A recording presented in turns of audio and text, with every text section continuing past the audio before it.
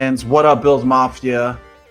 I just gotta say, welcome to the show that is going to be about the most effed up Bills trade I can remember in my entire lifetime, and more than likely all of Bills history. Think about what just went down.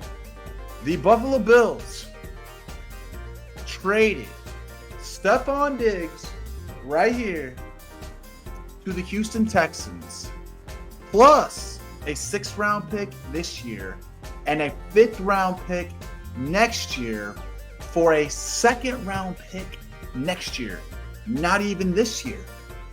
And what makes it all the more worse is that we are stuck paying a $31 million bill for him. He's basically playing for the Houston Texans for free. Like, why would you even trade the guy to a team in your own conference who was in the playoffs last year, who is now better than the Bills? At least force his ass to go to the Carolina Panthers. At least do something like that in the NFC.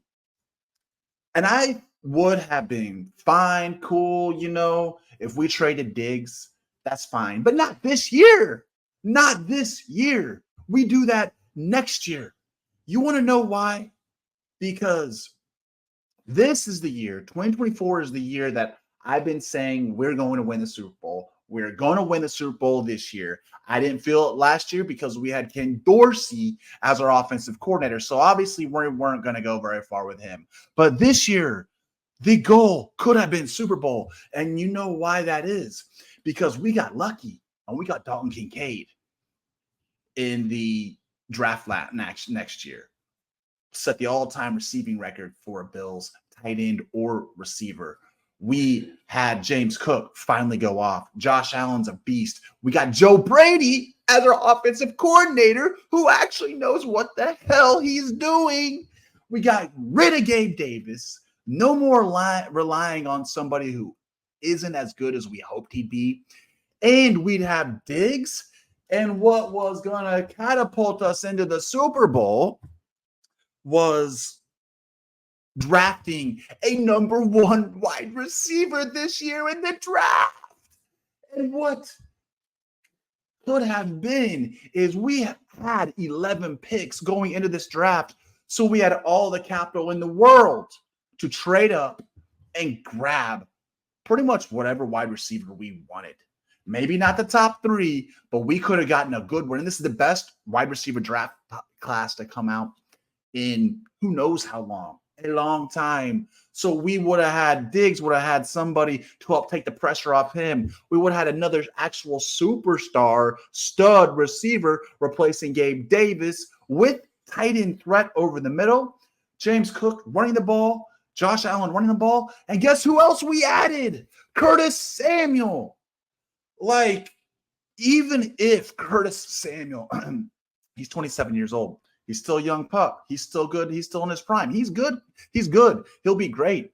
But best case scenario, let's say it's best case scenario, and he's a carbon copy of Stefon Diggs. Maybe he will be. Could be.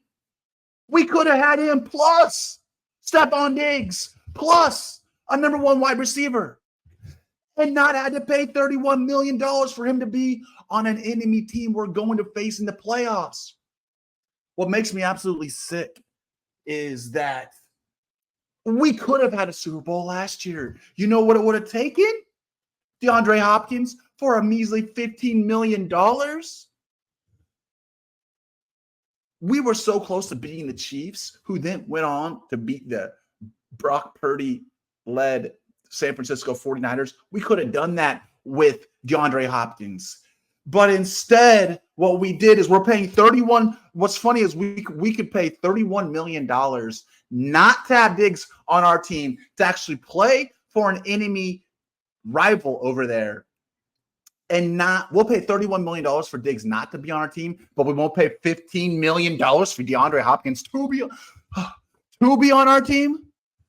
It's absolutely insane. This trade makes no sense. And I'm not going to come out here and sugarcoat a shit sandwich for you guys just because I'm a Bills fan. Yeah, I see a lot of Bills fans out there. Everybody,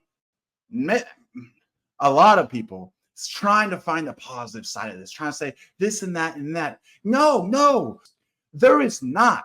This is a completely what the fuck type of move. It is bad. It is not necessarily giving up on the 2024 season because with Josh Allen, we always got a shot. We've always got a shot, but we're counting incredibly. We have incredibly high hopes for what Beane is hopefully going to do in the future in this draft. And he has incredibly high hopes for what the receivers we pick up are going to be able to come in and do as rookies. A rookie is half the time it's a roll of the dice. Who knows if it's even going to work?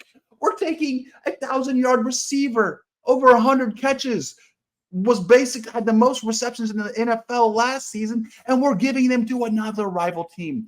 This is something that it reminds me a lot of the Von Miller contract. Like, Brandon Beane is I love him. He's stable and a staple of this franchise. He's given us a great team.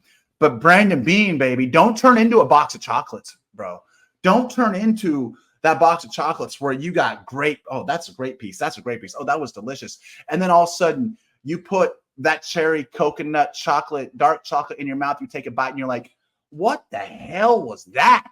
Why was that even in the box of chocolates? Just leave that one out of here. And next thing you know, you never eat boxes of chocolates the same. Every single bite is leery. So we got the Von Miller contract, which was a whiff because Christian McCaffrey was traded in that same season. He could have been on the team. Why Von Miller? We knew he was injury prone. It's the first thing I thought. This guy's injury prone. Like, why are we adding him? And I was hopeful. But you know what? This trade doesn't make any sense. And the best thing that we can do now is hope that we get lucky and everything works out.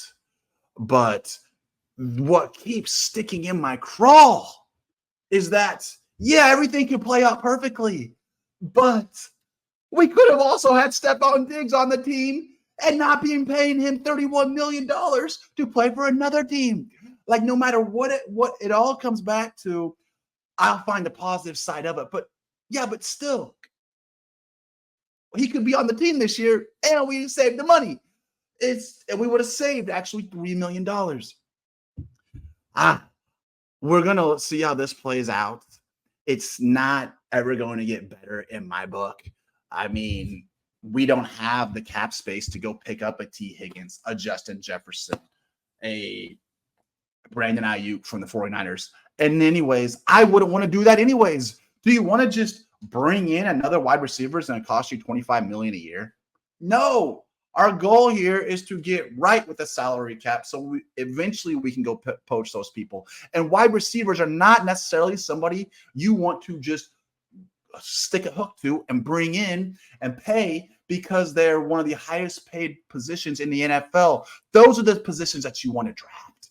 And you get them for free, basically. You get them on the cheap for 3, 4, 5 years. That's how that position needs to be taken. And so we ain't bringing in somebody else, guys. We just have, it's going to be a very interesting draft. It's going to be a crazy effed up year next year. The Bills will still be good.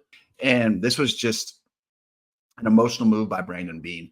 He said in his press conference, so how long has this been in the books? How long have you been talking about doing this? He was like, well, people are always calling, looking for trades and asking if we'll part ways with him.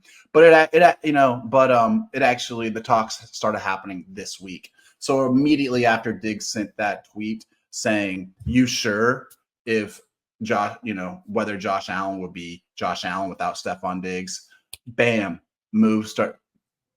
trade starts getting discussed with the Houston Texans and Diggs is out of here. That's an emotional move. Not cool with this trade in the slightest. I don't know how you guys are feeling. If you got positive things to say about it, put them in the chat, man. If you want to bitch and complain about it and be upset about it and be over this type of bullshit that is just happened that makes literally no sense, then put those in the comments as well. My name is Brandon Meister. This is Buffalo Motivated. And I want you guys to go out there and have yourself a great,